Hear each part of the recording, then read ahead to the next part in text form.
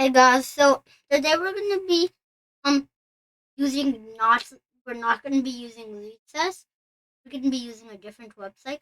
It's called successstrategyonline.com, and wait, and we'll be using it uh, some stuff about pins and skewers. So I already did do a video about it, and I'll post the the link in the description below of our video about pins and skewers. But but if you didn't watch it, a pin is like like um like when you attack two pieces. Like normally it's like a bishop or queen that does it. Only a bishop queen something that does it. But I can yeah, it's also and like when like you attack a piece that's not worth a lot, like maybe a knight or a bishop, sometimes a rook. But behind the piece somewhere is something even more valuable. If it's a rook, it would be normally a queen, like something more valuable. And skewer, on the other hand, is like the exact opposite. It's when you attack two pieces at once, but you're attacking the most valuable piece. And when you move the valuable piece, a piece that's less valuable will get taken. So those are what pins and skewers are. And now we're gonna do. So there's 1, 2, 3, 4, 5, 6. There's 6 questions that you'll have to find out. So it says your turn.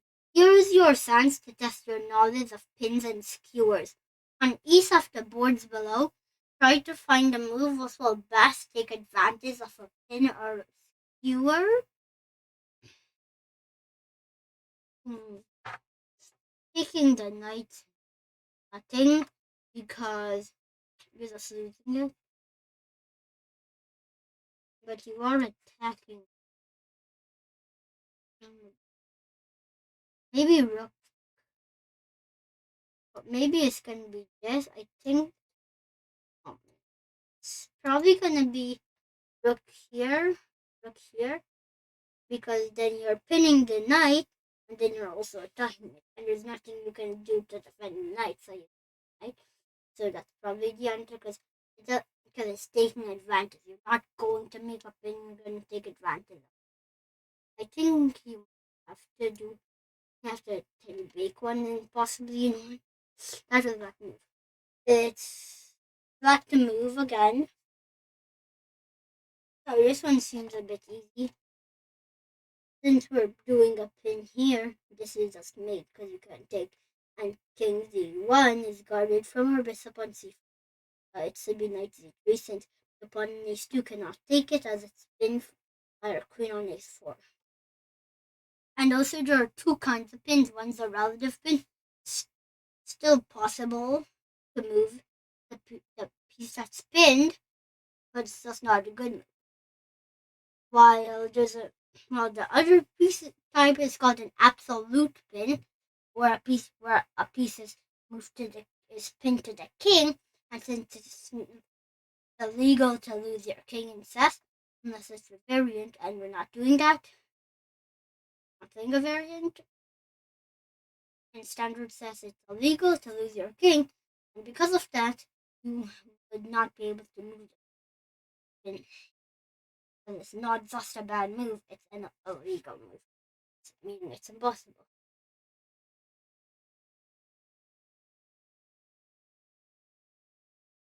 I'm black to move again. The only advantage I can see is these two are on the same floor, but that makes it easy. The knight's guarding d5, and this will just win it. Never mind, I was rather. I wish you could go here. That'd be cool if you could, but you can't. So we had to don't move. And it's still guarded, so okay, now it's white to move. Um. Oh yeah. One more thing.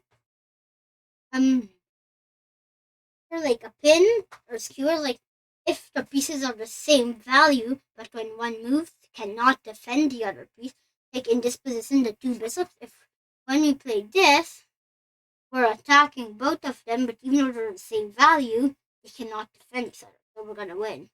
The piece. They're all one movers.